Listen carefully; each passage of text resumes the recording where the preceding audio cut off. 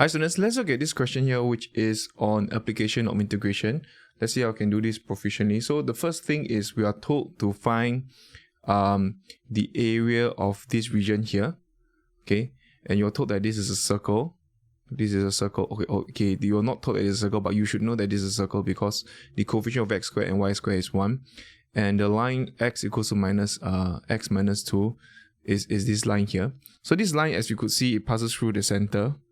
It passes through the center of a circle, which is 3 and 1, right?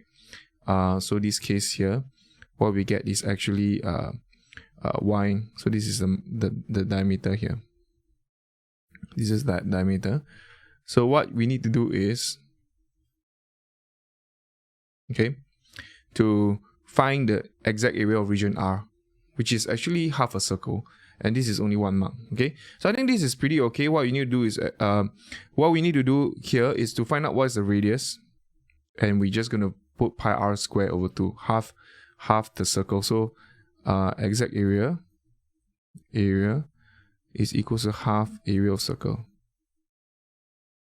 Okay? And because the r, this is a r squared equals to 8. So in this case here, area of circle is pi r squared, and this is half pi times 8.